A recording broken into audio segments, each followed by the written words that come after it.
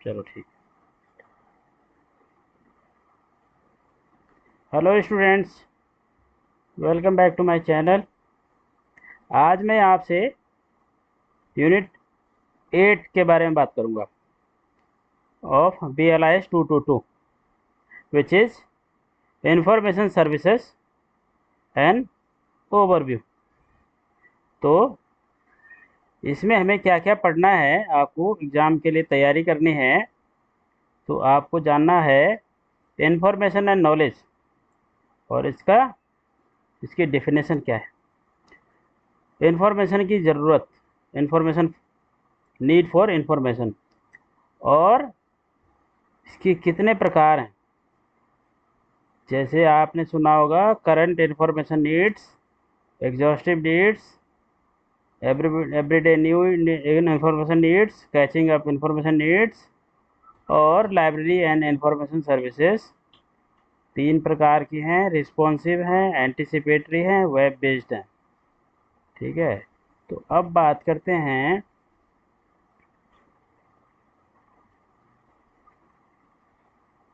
Information, need for information. Information is crucial for all our activities.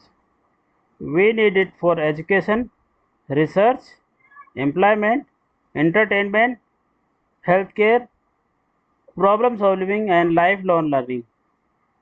तो information की ज़रूरत क्या है?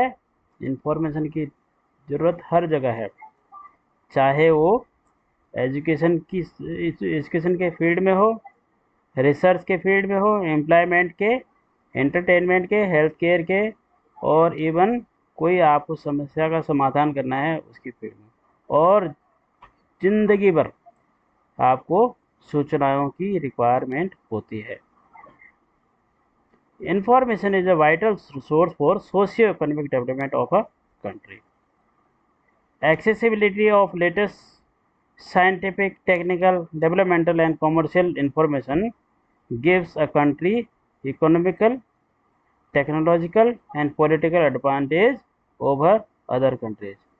आपने देखा होगा, सुना होगा कि जब किसी को कोई सूचना मिलती है तो उसके ऊपर एक्ट करते हुए, उसके ऊपर कार्यवाही करते हुए हमेशा एक दूसरे से आगे जाने की होड़ लगी होती है।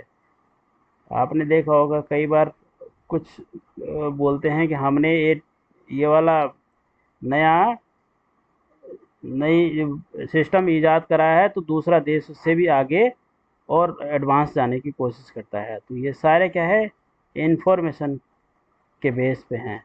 ठीक है, तो everybody needs information for some purpose और other. Students need information to supplement their text book studies. और इस केस में अगर हम बात करें कि जैसे आप बुक पढ़ रहे हैं तो आपको क्या कहिए, आपको एक किताब से के अलावा भी दूसरी बुक की भी रिक्वायरमेंट होती है, क्योंकि आपको कंप्लीट नॉलेज चाहिए। आपका जो रुझान है और ज़्यादा ज्ञान का है तो आप क्या करते हैं, और सारी किताबें उस फील्ड में आप ढूंढते हैं। तो ये इस तरह से आपका जो है, आप अपने ज्ञान को सप्लीमेंट करते हैं और बढ़ाते हैं। ठीक है, इसी तरह से टीचर्स को देखा होगा ना, तो कई सारे बुक्स को कंसल्ट करते हैं। आप जब आपको सिलेबस तैयार करना है, एकेडमिक डिलीवरी करनी है ना। डॉक्टर्स को देखा होगा, हर दिन किताब पढ़ते हैं कि नया क्या है इस फील्ड में। इंजीनियर्स को देखो आप, नए नए टेक्नोलॉजी को यूज़ करते हैं। ऐसे एडवोकेट्स हैं, नए नए केसेस आते हैं उनको रेफ़र करते हैं, जिससे कि जब वो अपना केस प्रेजेंट कर रहे हों तो उनको लेटेस्ट से लेकर पुराने से लेकर लेटेस्ट केस की जजमेंट पता होती है। तो क्या करते हैं, अपने जब सबमिशन होती है जज के सामने तो वहाँ पे अपना केस स्ट्रांगली प्रेजेंट करते हैं। ऐसे ही कंसल्टेंट्स हैं, कंसल्टेंट्स अपनी एक्सपर्टीज़ देने के लिए अपने आप को सारी इंफॉर्मेशन से अब्रेस्ट रखता है, नॉलेज रखता है उसको अपने। तो ठीक है, तो इस तरह आपको अपने उसमें करियर में भी, जब आप लाइब्रेरी प्रोफेशनल बनने जाएंगे तो आपको क्या है, लाइब्रेरी के फील्ड में हर चीज़ का पता होना चाहिए, और आप हर चीज़ का पता रखते हैं कि आज क्या चल रहा है, कौन सी टेक्नोलॉजी है जिसके ऊपर हम काम करते हैं। ठीक है, क्या क्या नया हम कर सकते हैं कि दूसरे के पास नहीं है। तो इस तरह से हम समझ सकते हैं कि सूचना का हर जगह इस तरह से हमें हर जगह ज़रूरत पड़ती है। A large number of users surveys have been conducted to find out information requirements of different categories of library users. Such studies show information needs vary from person to person. Particular person may have different needs at different point of time, depending upon his or her nature of work, place of work. These surveys in general have identified four types of information needs of user, which are current information needs, exhaustive information needs, everyday information needs and catching up information needs. अब क्या है कि हमारी information की ज़रूरत अलग अलग ढंग से होती है। हर व्यक्ति अपने ढंग से काम कर रहा होता है, उसकी इंफॉर्मेशन की रिक्वायरमेंट है वेरी करती है कि आपको किस एरिया की करनी है, किस किस टॉपिक के ऊपर करनी है। तो आपका क्या है, हर व्यक्ति की अपनी अपनी सूचना की ज़रूरत है।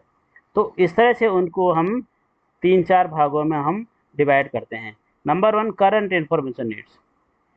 When users need information to keep themselves up to date.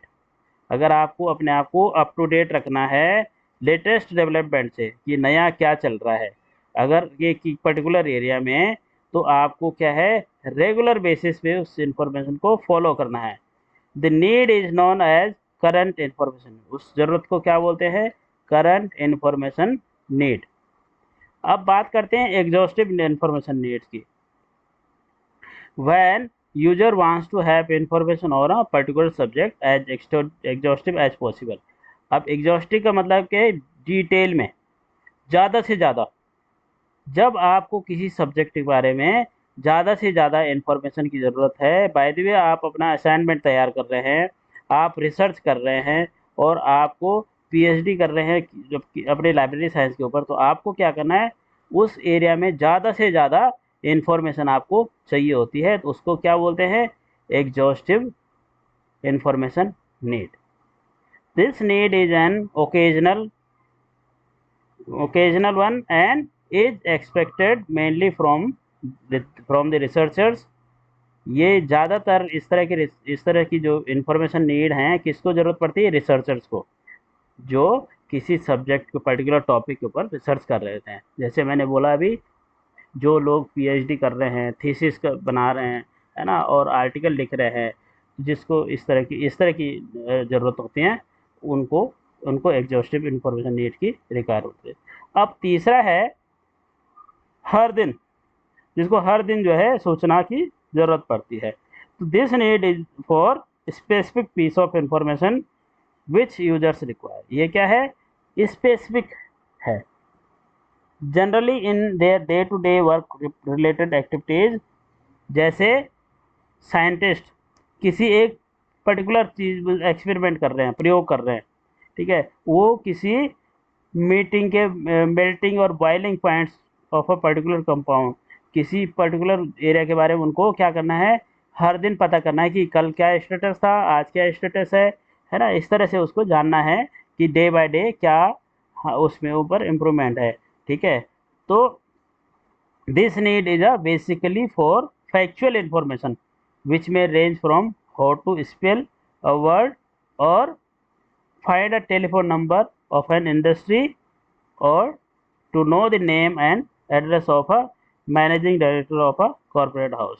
अब ये क्या है, हर दिन आपको कुछ ना कुछ रिक्वायरमेंट होती है, ठीक है। आपको जैसे किसी कंपनी का टेलीफोन नंबर ढूंढना है, ठीक है, कल किसी और चीज़ का आपने नंबर रखा, भी आपको ये देखना है कि इसका इस जो सेंटेंस, ये वर्ड है, इसका स्पेलिंग क्या है, इसको कैसे स्पेल करना है।